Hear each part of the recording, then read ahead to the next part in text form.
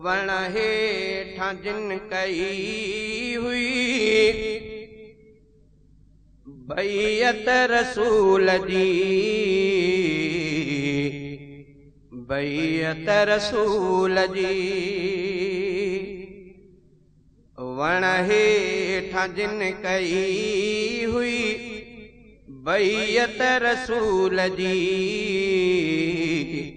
बैयत रसूल जी।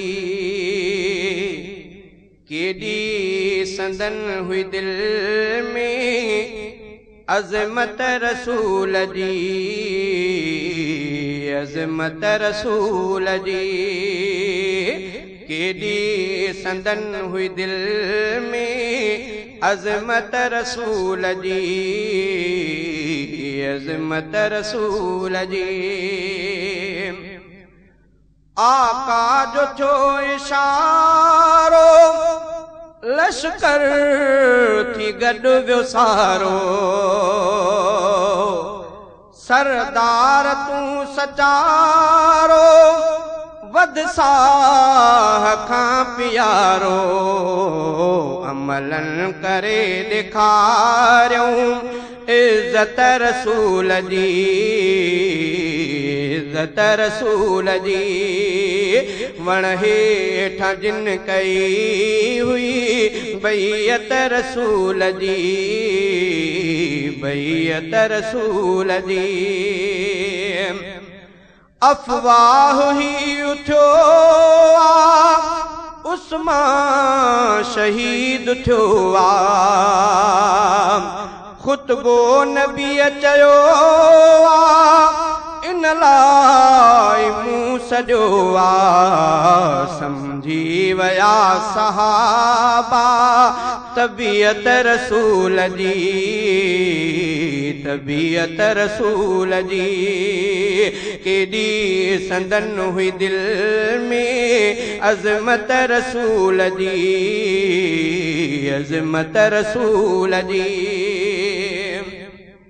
उलमा खां वाक़ियो मां ॿुधो आहे अॼु ताईं उहा जगह उन जाइ ते मौजूद आहे। मुस्तफ़ा साईं जन हिजरत खां बाद में मक्कतुल मुकर्रम उम्र जे इरादे सां आया। सैयदना उस्मान साईं खे कासिद ऐं एलची जे तौर ते मोकिलियो त वञी कुरैश मक्का खां इहा इजाज़त वठी अचे त असां उमरो करे तवाफ़ करे वापसि मोटी वेंदासीं। पोइ असांजो वेढ़ण जण जो इरादो न आहे। हज़रत उस्मान साईं उॾाए विया। पाण करीम जन हिकिड़ी जगह ते तरसिया। वो सुलह हुदैबिया जी जगह सॾबी आहे। अॼु बि मक्कतुल मुकर्रम खां जिदे वारे पुराणे रस्ते ते उहा जाइ मौजूद आहे। बहरहाल हज़रत उस्मान साईं उॾाए विया। ओचिते अफ़वाह हली त हज़रत उस्मान साईं खे मके वारनि शहीद करे विधो आहे। मुस्तफ़ा साईं जन जो उस्मान सां प्यार जो नतीजो उते ज़ाहिर थी थियो। पाण करीम जन बे इख्तियार थी उथिया। किन रवायतुनि में ईअं अचे थो जेॾी महिल इहा ख़बर पई त मुस्तफ़ा साईं जन जो उथिया त संदन चादर मुबारक हेठि ज़मीन ते गिल बि आई। पाण सॾु कयो साहबा खे हिकिड़े वण जे हेठां वेठा। पाण फरमायूं त असां त हीअ ख़बर आई आहे त उस्मान खे हुननि शहीद कयो आहे। अगरि इहा ॻाल्हि सची आहे तो मां तव्हां खां अॼु बैयत थो वठां त तेसि ताईं वापसि न हलंदासीं जेसिताईं उस्मान जो खून जो पलव वठूं या शहीद। सहाबा जो शौक़ ज़ौक़ एतिरो थियो, गैरत एॾी जागी जो मुस्तफ़ा साईं जन हिकिड़े वण खे टेक ॾेई वेठा। सभिनी सहाबा मुस्तफ़ा जे हथ ते हथ रखियो त मौत जी बैयत ई तेसि ताईं वापसि न हलंदासीं या त सभु शहीद थींदासीं या उस्मान जे खून जो पलव वठंदासीं।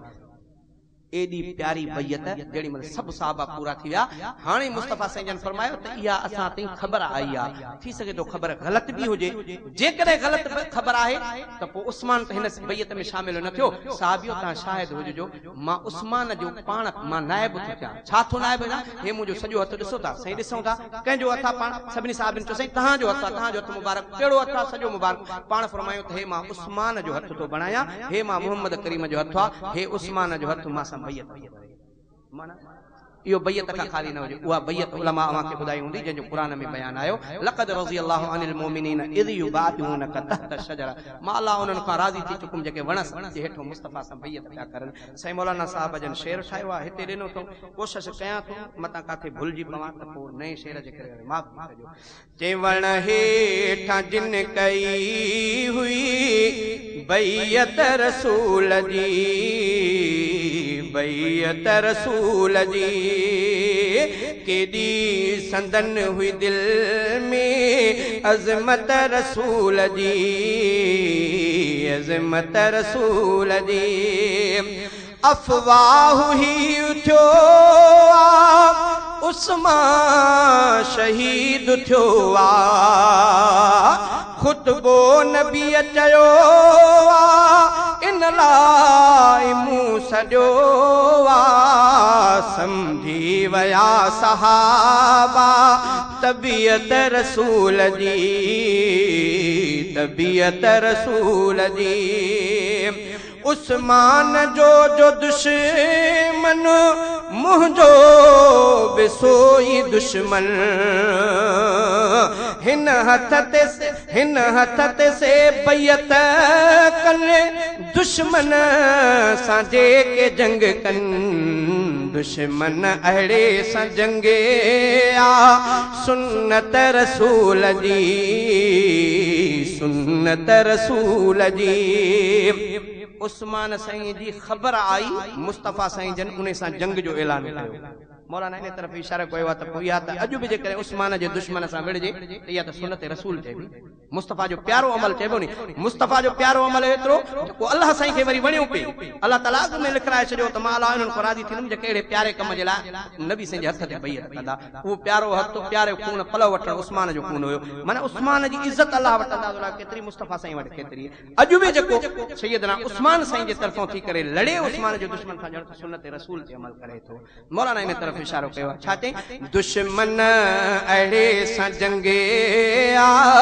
सुन्नत रसूल जी सुन्नत रसूल जी खुतबो बुधी नबीअ जो जज्बो ॾिसी नबीअ जो हिकदम अची अलीअ चो लड़ंदासीं साईं हुकुम को इन तरह थींदी हासिल उल्फत रसूल जी उल्फत रसूल जी वण हेठां जिन कई हुई बैयत रसूल जी बैयत रसूल जी केॾी संदन हुई दिल में अज़मत रसूल जी अज़मत रसूल जी 1400 सहाबा कुर्बान थियण लाइ मांदा रब भी ॾिठा पे जज़्बा जिब्रील भी जो आका अहिड़ी न काई मूं ॾिठी अहिड़ी न का ॾिठी मूं उम्मत रसूल जी उम्मत रसूल जी अहिड़ी न का ॾिठी मूं उम्मत रसूल जी उम्मत रसूल जी उस्मान रब बचायो खैरन सां मोटी आयो जिन क्यों पला जो सायो दिन राज पो कमायो उल्फत सहाबा में आ महबत रसूल जी महबत रसूल जी उल्फत सहाबा में आ महबत रसूल जी महबत रसूल जी वण हेठां जिन कई हुई बैयत रसूल जी बैयत रसूल जी असहाब जो छो दुश्मन कुरान जो सो दुश्मन असहाब जो छो दुश्मन कुरान जो सो दुश्मन इस्लाम जो दुश्मन ईमान जो भी दुश्मन ईंदी पसंद न उन के सुन्नत रसूल जी सुन्नत रसूल जी वणदी उन्हीअ खे कीअं पो सुन्नत रसूल जी सुन्नत रसूल जी